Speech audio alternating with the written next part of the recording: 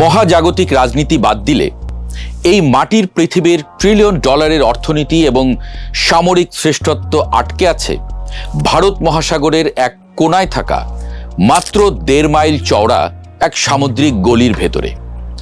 আমরা প্রতিদিন যে স্মার্টফোন ব্যবহার করছি, যে গাড়িতে চড়ে অফিসে যাচ্ছি, যে এসির নিচে বসে আরাম করছি, তার পেছনের জ্বালানি আর কাঁচামাল প্রতিদিন একটি নির্দিষ্ট জলপথ পার হয়ে আমাদের কাছে আসে।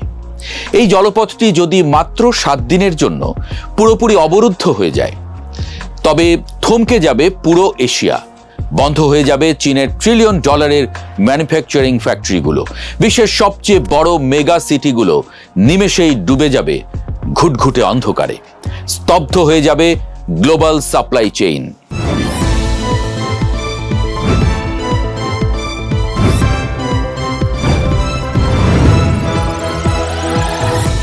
স্বাগতম মালাক্কা প্রণালীতে।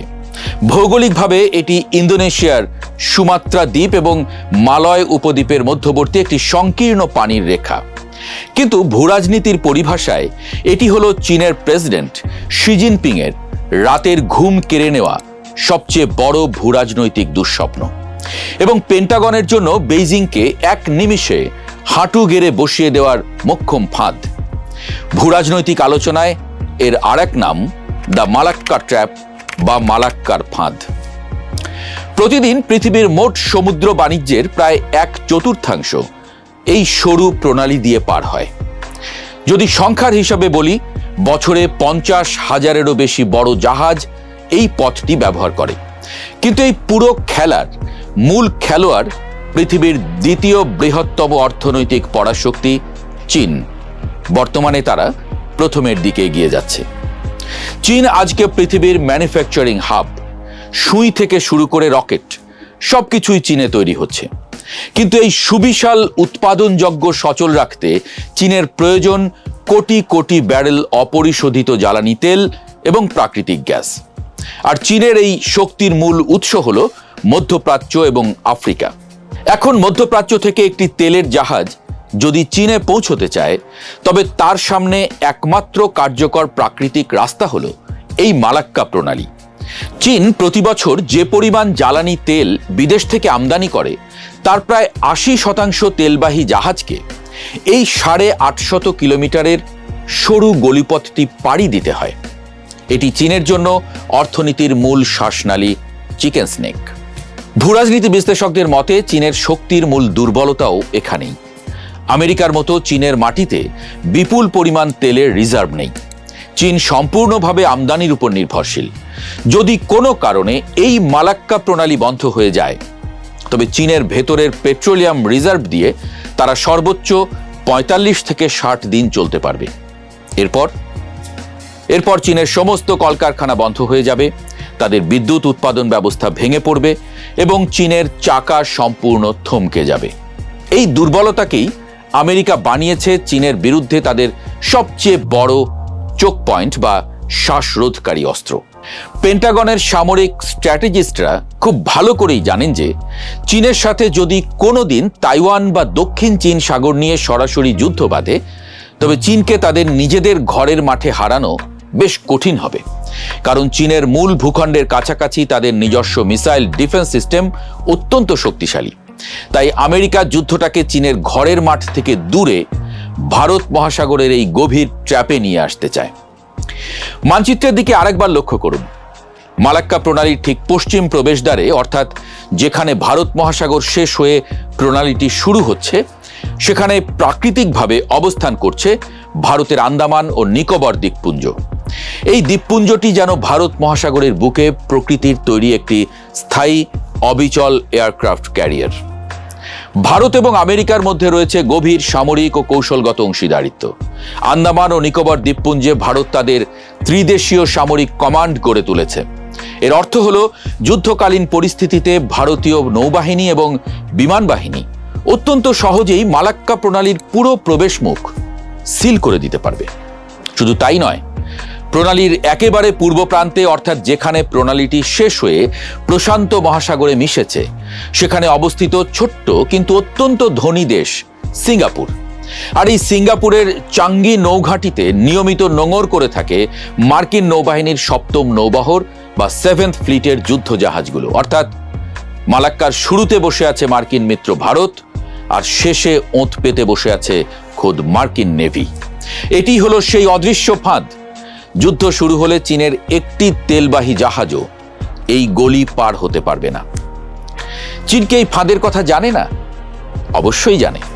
2003 সালের নভেম্বর মাসে চীনের তৎকালীন প্রেসিডেন্ট হু জিনতাও চীনের কমিউনিস্ট পার্টির শীর্ষ নেতাদের সামনে একটি ঐতিহাসিক ভাষণ দিয়েছিলেন। সেখানে তিনি প্রথম অফিসিয়ালি এই সংকটের নাম দিয়েছিলেন দ্য মালাক্কা ডিলেমা। অর্থাৎ বেইজিং খুব ভালো করেই বোঝে, তারা যতই অর্থনৈতিক পরাশক্তি হয়ে উঠুক না কেন, তাদের অর্থনীতির লাইফলাইনের দড়িটি আসলে ওয়াশিংটন এবং নয়াদিল্লির হাতের মুঠোয় বন্দী হয়ে আছে। আর এই বন্দী দশা থেকে মুক্তি পাওয়ার জন্য 2 দশক ধরে চীন কার্যক্রম হাতে নিয়েছে, তা আধুনিক ইতিহাসের সবচেয়ে বড় অবকাঠামোগত যুদ্ধের জন্ম দিয়েছে। 2013 সালে যখন শি জিনপিং চীনের ক্ষমতায় আসেন, তখন তার সবচেয়ে বড় লক্ষ্য ছিল এই মালাক্কা ডিলেমা থেকে চীনকে চিরতরে মুক্ত করা। আর এই লক্ষ্য থেকেই জন্ম নেয় চীনের শতাব্দী সেরা mega project one belt one road বা বেল্ট অ্যান্ড রোড ইনিশিয়েটিভ। চীন পৃথিবীর বিভিন্ন দেশে বিলিয়ন বিলিয়ন ডলার ঢালতে শুরু করে। আপাত দৃষ্টিতে একে বাণিজ্যিক বিনিয়োগ মনে হলেও এর পেছনের মূল ভূরাজনৈতিক উদ্দেশ্য ছিল মালাক্কা প্রণালীকে সম্পূর্ণ বাইপাস করে বিকল্প স্থলপথ এবং বন্দর তৈরি করা। চীনের এই মহা পরিকল্পনার সবচেয়ে বড় এবং গুরুত্বপূর্ণ স্তম্ভ হল সিপিইসি বা চীন পাকিস্তান অর্থনৈতিক করিডোর। এই প্রজেক্টের পেছনে চীন প্রায় 62 বিলিয়ন ডলার খরচ করেছে। ভূগোলটা দেখুন, পারস্য উপসাগর থেকে আসা তেলের জাহাজগুলো এখন আর মালাক্কা প্রণালীমুখী না হয়ে সরাসরি পাকিস্তানের গ্বাদর বন্দরে নোঙর করতে পারবে। এরপর সেই তেল পাইপলাইন এবং সড়ক পথে পাকিস্তানের বুক চিরে সরাসরি চীনের জিনজিয়াং প্রদেশে পৌঁছে যাবে। এর ফলে চীনের জাহাজগুলোকে আর 850 কিলোমিটারের সেই বিপজ্জনক মালাক্কা প্রণালী পাড়ি দিতে হবে না। মার্কিন নেভির চোখের সামনে দিয়ে যাওয়ার কোনো প্রয়োজনই পড়বে না।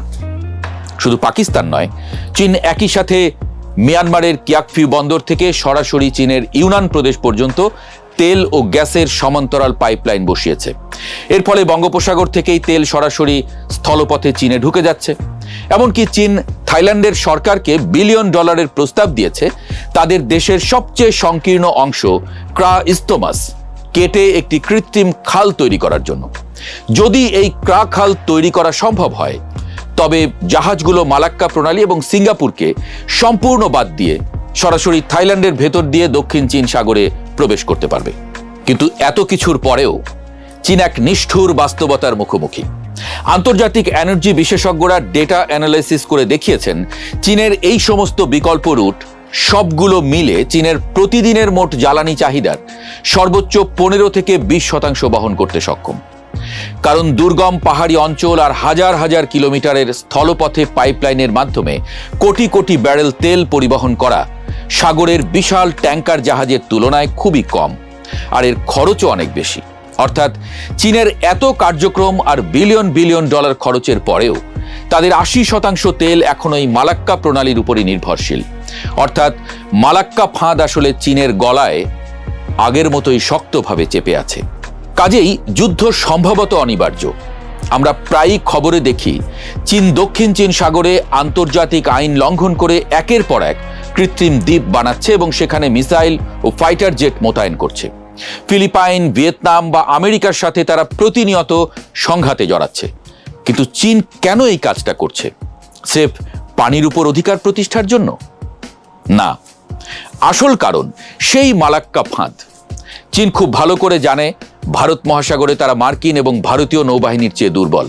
তাই তারা মালাক্কা প্রণালী থেকে বের হবার ঠিক মুখের জায়গাটাতে, অর্থাৎ দক্ষিণ চীন সাগরে নিজেদের একটি সামরিক প্রতিরক্ষা দেয়াল বা গ্রেট ওয়াল অব স্যান্ড তৈরি করছে। চীন এই কৃত্রিম দ্বীপগুলোকে এক একটি দুর্ভেদ্য সামরিক ঘাঁটিতে রূপান্তর করেছে। উদ্দেশ্য হলো, যদি কখনো যুদ্ধ বাধে এবং আমেরিকা যদি মালাক্কা প্রণালীর পশ্চিম মুখ বন্ধও করে দেয়, তবে চীন যেন তাদের এই কৃত্রিম দ্বীপগুলোর মিসাইল এবং যুদ্ধ বিমান ব্যবহার করে প্রণালীর পূর্ব মুখে মার্কিন নেভিকে কাউন্টার অ্যাটাক করতে পারে। তারা আমেরিকাকে এই সিগন্যাল দিয়ে রাখছে যে তোমরা যদি ভারত মহাসাগরে আমাদের শ্বাসনালী চেপে ধরো, আমরা দক্ষিণ চীন সাগরে তোমাদের প্রশান্ত মহাসাগরীয় নৌবহরকে ধ্বংস করে দেব। এটি সেই পুরনো ক্লাসিক যুদ্ধের মহড়া। আপাত দৃষ্টিতে চীন এবং আমেরিকা পৃথিবীর দুই বিশাল পরাশক্তি, অথচ তাদের টিকে থাকার লড়াই অত্যন্ত নির্মম। মাত্র 1.5 মাইলের সরু পানির রেখাটি আসলে একবিংশ শতাব্দীর বিশ্বযুদ্ধের সমীকরণ নির্ধারণ করছে। আমেরিকাই ফাঁদের দড়ি শক্ত করে ধরে রেখেছে তাদের বৈশ্বিক আধিপত্য টিকিয়ে রাখার জন্য, আর চীন তাদের সমস্ত শক্তি দিয়েছে সেই দড়ি কেটে বেরিয়ে আসার জন্য। পরমাণু বোমার যুগে পরাশক্তিগুলো হয়তো সরাসরি একে অপরের উপরে মিসাইল ছুঁড়বে না, কিন্তু এই মালাক্কা প্রণালীর নিয়ন্ত্রণ যার হাতে থাকবে, আগামীর পৃথিবীর অর্থনৈতিক চাবিকাঠিও তারই হাতে থাকবে।